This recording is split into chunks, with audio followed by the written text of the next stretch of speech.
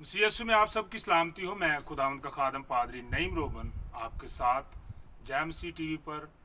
तो आए मेरे साथ आज खुदावंद के ज़िंदगी बख्श पाक कलाम में से आज की मुकर्रर तलावत यशायाह नबी का सहीफ़ा उसका 58वां बाब और उसकी 5वीं आयत से 8वीं आयत के इख्तिताम तक। अगर आप ये हवाला पढ़ें तो यहाँ पर कादर मुतलक खुदावंद खुदा कौम बनी इसराइल से मुखातिब होते हुए वो रोज़े के बारे में बयान करता है कि क्या वो रोज़ा जो मैं चाहता हूँ वो ये है। इससे पहले कि हम इस मरकूज़ा आयात पर अपनी तवज्जो मबजूल करें, हम सबसे पहले रोज़े के बारे में जानेंगे कि रोज़ा क्या है।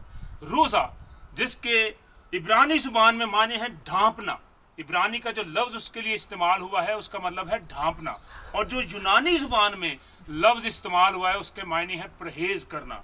और यूं अगर हम लुग़वी मायनों की बात करें तो रोज़े के लुग़वी मायने हैं पर फाका कशी या रोक लेना या जब्त कर लेने के हैं। और जब हम बाइबल मुकद्दस में रोज़ों की अहमियत या रोज़ों के बारे में जानने की कोशिश करते हैं तो बाइबल मुकद्दस में अगर अहद अतीक का मुताला करें तो हमें अहबार की किताब के 16वें बाब की 29वीं आयत से 31वीं आयत तक एक रोज़े का जो शरीयत का रोज़ा है उसका बयान मिलता है। और इसे पहला रोज़ा हम कहकर पुकार सकते हैं कि बाइबल मुकद्दस में पहली दफ़ा जो रोज़े का लफ्ज़ इस्तेमाल हुआ है और कौम बनी इसराइल से खुदावंद कहते हैं कि तुम एक दिन का रोज़ा रखना। फिर इसी तरह हम देखते हैं कि जकरिया नबी का सहीफ़ा उसका 8वां बाब उसकी 19वीं आयत में कि कौम बनी इसराइल 10वें महीने की 10 तारीख को यरूशलेम पर चढ़ाई का रोज़ा रखे। और यहाँ पर हमें सलातीन की दूसरी किताब और उसके 25वें बाब की पहली आयत में भी इसका तज़किरा मिलता है। और इसी तरह बाइबल मुकद्दस में तीसरी मरतबा चौथे महीने की 9वीं तारीख को जब यरूशलेम पर कब्जा हुआ तो उसके मुतालिक रोज़े का बयान मिलता है जो यिर्मयाह नबी के सहीफे के 52वें बाब की 6ठी और 7वीं आयात पर मुश्तमिल है।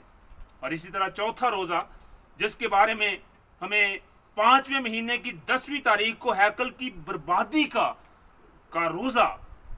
और इन रोज़ों को जब हम बनज़र मीक इनका मुताला करते हैं तो ये इज्तिमाई रोज़े हैं, ये सारे जुमायत के साथ पूरी कौम के लिए जो डिक्लेयर हुए ये वो रोज़े हैं जिनका बयान मैंने अभी आपके सामने किया। और इसी तरह कादर मुतलक खुदावंद खुदा ने ना सिर्फ इज्तिमाई तौर पर बल्कि इनफरादी तौर पर भी बाइबल मुकद्दस में हमें ऐसी मिसालें मिलती हैं जहाँ पर रोज़े रखे गए।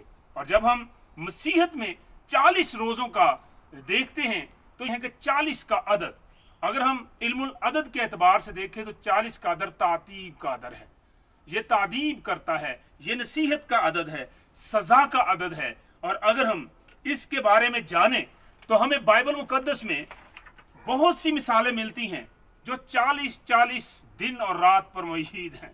जिस तरह पहली बात कि नूह का तूफान 40 दिन और 40 रात रहा। फिर इसी तरह मूसा 40 बरस तक मिस्र में पला बढ़ा, फिर मूसा 40 बरस तक वो बियाबान में रहा। और इसी तरह हम देखते हैं कि मूसा खुदावंद के साथ कोहे सीना पर 40 दिन और 40 रात रहा। और अगर हम बाइबल मुकद्दस में इसके अलावा देखते हैं तो जाती जूलियत कौम बनी इसराइल को 40 दिन और 40 रात तक ललकारता रहा।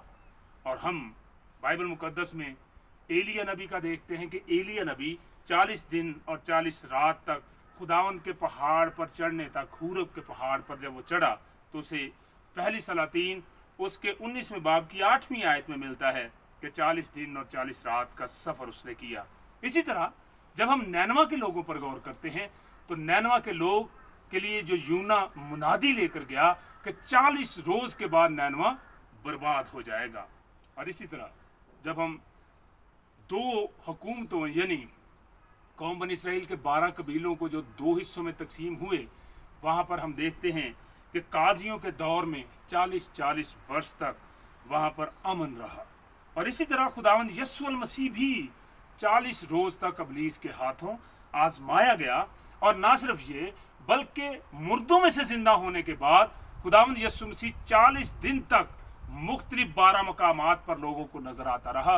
और बिल आखिर 40वें दिन वो सऊद फरमा गए और आसमान पर बाप की दाहिनी तरफ आज मेरी और आपकी शिफायत कर रहे हैं। जब हम रोज़ों की अहमियत की बात करते हैं तो बाइबल मुकद्दस में रोज़ों की अहमियत का बयान बड़ा ही वाज़े और जामे है कि जहाँ पर खुदावंद खुदा अपने लोगों को रोज़ा रखने और इसमें किस तरह का रवैया रखना है उसके बारे में आगाही फराहम करते हैं। रोज़ा हलीमी, संजीदगी, खाकसारी, आजजी और इनकसारी का नाम है। और जब हम रोज़ा उसकी अहमियत के मुताबिक नहीं रखते तो इसका मतलब कि हमारे रोज़ा रखने का कोई फ़ायदा नहीं है। और जब हम बाइबल मुकद्दस की रूह से खाकसारी, हलीमी, आजजी और इनकसारी के साथ खुदावंद के सामने झुकते हैं तो फिर ही वो रोज़ा खुदावंद की हजूर में कारआमद और बामकसद रोज़ा कहलाता है। एक ऐसे मुआशरे का हिस्सा है कि जहाँ पर लोग बड़े सीना तान कर ये बात बयान करते हैं कि मैंने इतने रोज़े रखे, मैंने इतनी वक्त खुदा के साथ गुजारा, जबकि ये हमारी पर्सनल बातें हैं जो सिर्फ हमें और हमारे खुदा के दरमियान होनी चाहिए। यही रोज़ा खुदावंद चाहता है कि हम रखें। जब हम रोज़े के मकासद की बात करते हैं तो हमें बग़ैर मकसद के रोज़ा रखने की कोई ज़रूरत नहीं है, क्योंकि खुदा बामकसद खुदा है। हमारी ज़िंदगी जो उसने हमें दी है वो बामकसद है और इसलिए हमें बेमकसद रोज़ा रखने की ज़रूरत नहीं।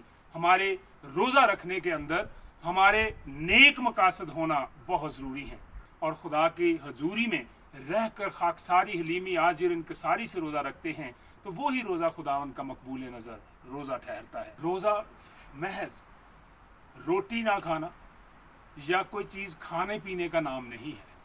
रोज़ा पूरे जिस्म, रूह, जान और बदन का रोज़ा, इसे रोज़ा हकीकी रोज़ा कहा गया है कि जिसमें हमारी आँख, हमारी ज़ुबान, हमारे कान, हमारे हाथ, हमारे पाँव, पूरा जिस्म हमारा इन्वॉल्व हो। वो परहेजगारी करे, वो अपने आप को ज़ब्त करे, रोक के उन सारी बुरी चीज़ों से जो खुदावंद की कुर्बत से हमें रोकती हैं।